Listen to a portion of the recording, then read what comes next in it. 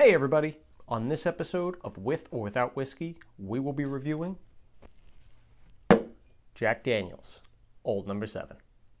Stick around.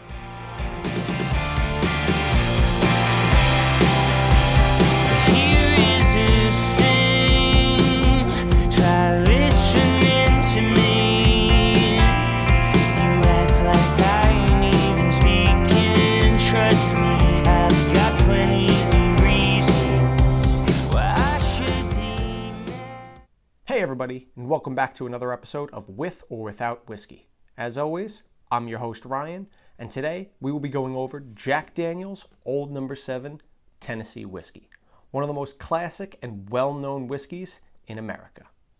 So like always, I'm going to start with some information about the whiskey itself, the distillery, and some fun facts I found during my research.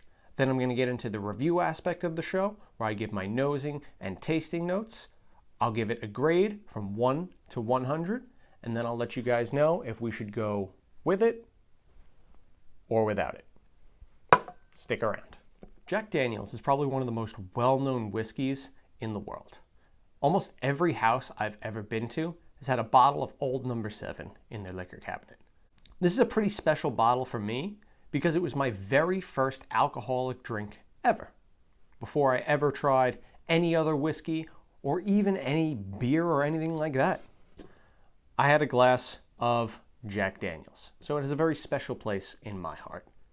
Jasper Newton Daniel, otherwise known as Jack, was the founder and creator of Jack Daniel's Tennessee Whiskey. Notice I said Tennessee Whiskey, which distinguishes itself from bourbon by including something called the Lincoln County process, which means it is slowly filtered through charcoal for 3 to 5 days. They refer to it as charcoal mellowing. The Jack Daniel's distillery was officially established in 1866, and Jack is the master distiller up until 1906, where something unique happens. Jack goes into his office one day and is unable to open his steel safe.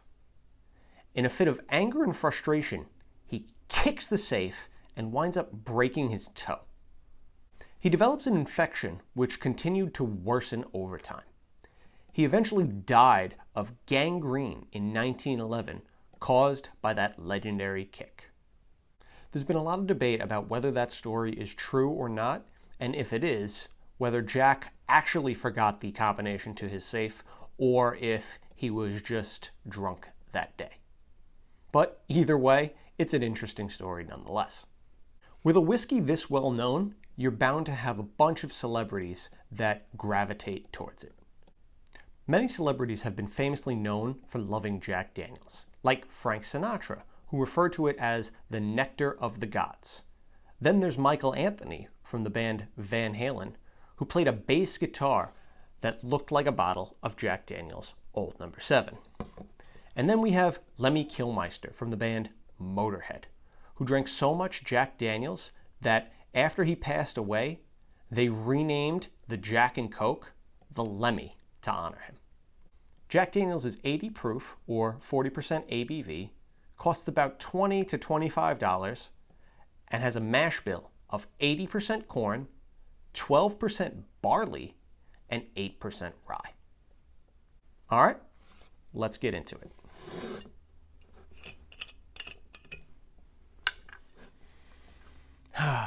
So uneventful. All right.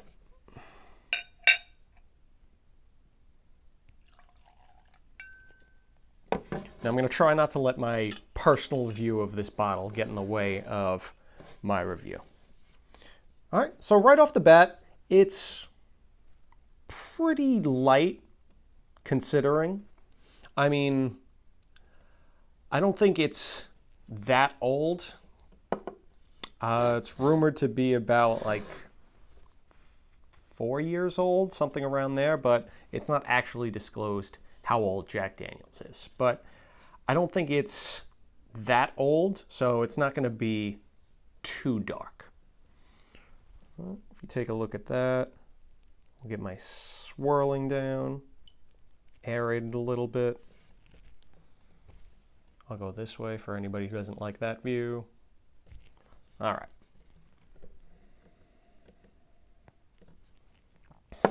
All right, so right off the bat, I'm getting that famous Jack Daniel's banana smell. It's got that like artificial banana like you would get from banana cream pie or something like that. It doesn't smell like fresh bananas. Followed by that, I get a lot of oak, some caramel and vanilla.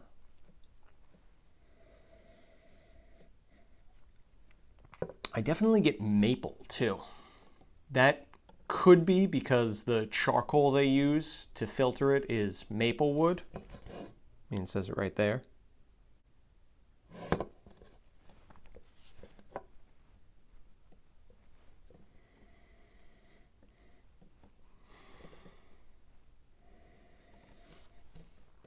And it's got a pretty good nose. Nothing crazy, nothing jumping out at me too much, but it's pretty pleasant. It doesn't smell harsh at all. All right, let's give it a sip. Cheers, guys.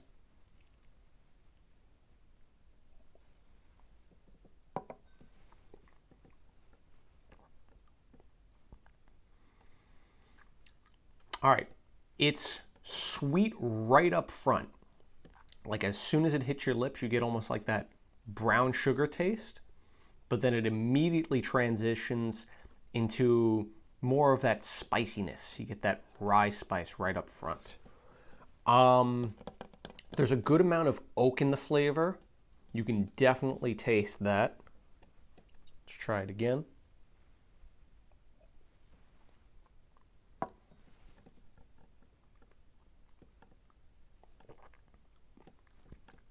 Yeah, I'm also getting the banana taste as well.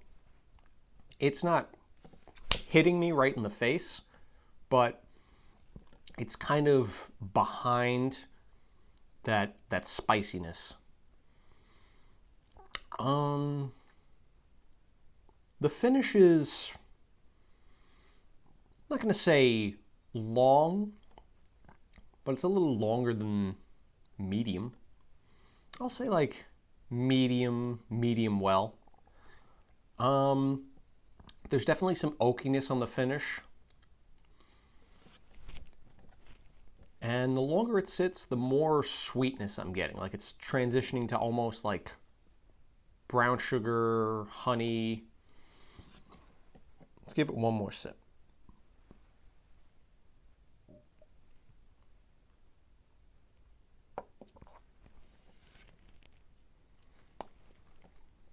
Yeah, I'm still getting that rye spice. I get that sweetness right there. There's really not a lot going on. What it has, you can definitely tell, but it's very simple, it's very basic, nothing too crazy. All right, let's see what happens when I add a little bit of water to this.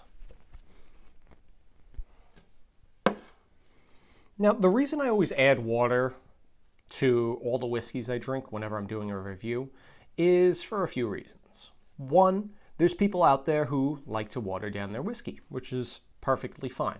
You do what you do, no judgment here. Some people like it. It kind of takes down that harsh burn that a lot of the whiskeys have, and it changes the flavor.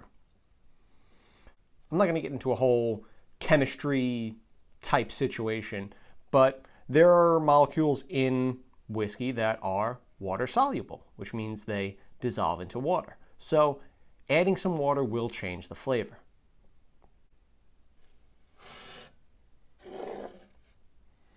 All right, we'll do our standard 2. 1, 2. All right, let's mix that up.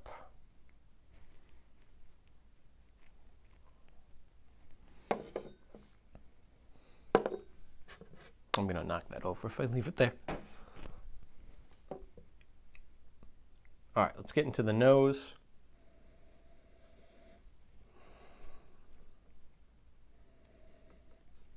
Okay, I'm getting a lot more oak on this one. That banana note is not really there anymore. I get a little bit of the caramel and vanilla, but it's mostly oak, woody kind of smell. Let's give it a taste.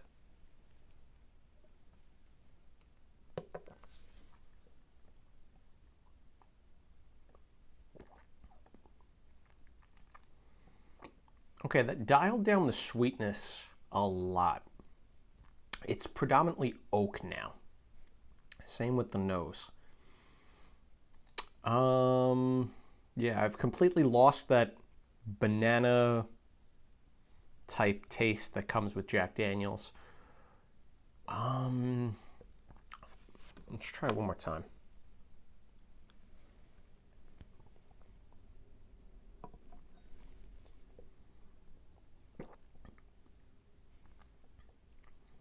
Yeah, you get more of that baking spice and that rye taste. The finish is a little bit better though. Like it's clinging to your tongue a little more. It's got those tannins in it, like if you just had some black tea.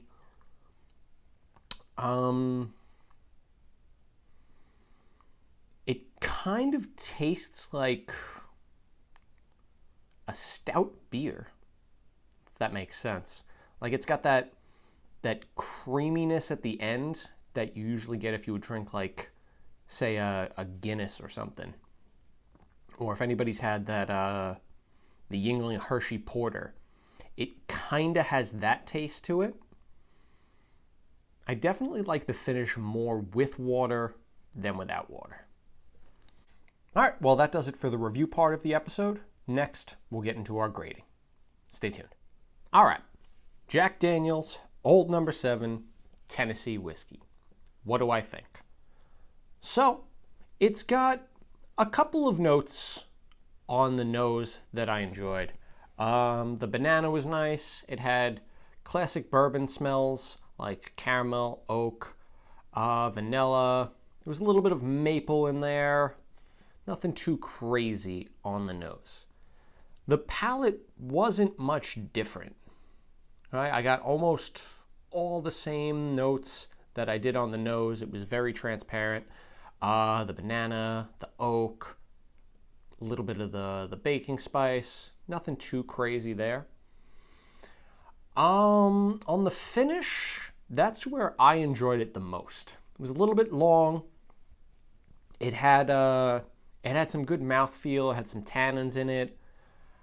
When I added water, it simplified the nose and the taste.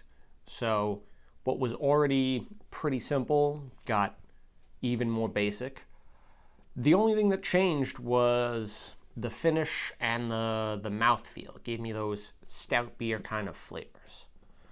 So for Jack Daniels Old No. 7, I think I'm going to give it a 65 out of 100. It's a good budget whiskey. There's definitely some that are cheaper that are just as good, if not better. But it's a classic. It's been around for a while. It's in almost every bar you go to. If you go to a bar in the middle of Kansas, they'll have one. If you go to a high-end bar in Manhattan, they'll have a bottle. So its availability is its main attribute. You're always going to be able to find this, and you're always going to know what you're getting. Jack's going to taste like Jack. So, for Jack Daniels Old No. 7, I think we're going to go without it. I mean, yeah, it's classic, it's iconic, it's the American whiskey, but there's so many things out there that are just as good for the same price, and there are a lot out there that if you spend $10 more, it's so much better. So, if you're a big Jack Daniels fan, I get it. I can see the appeal. It's simple. It's easy. You can find it everywhere. But there's so much other good things out there that I don't really see myself making this a go-to for me. Well, that does it for today's episode of With or Without Whiskey. If you liked what you saw and you had a good time today, make sure to hit the subscribe button down below, give me a like, hit the bell notification, that way you'll get notified every time I post a new video. Also, do me a favor and leave a comment down on this video. Let me know if you agreed with me, if you didn't, if you're a gigantic Jack Daniel's fan, or you think it's completely overrated. Let me know your opinions. I'd love to hear from you. Also, once again, I want to give a shout out to my friends over at Inner Love who provided us with our opening and closing songs. Until next time, guys, cheers. Stay safe.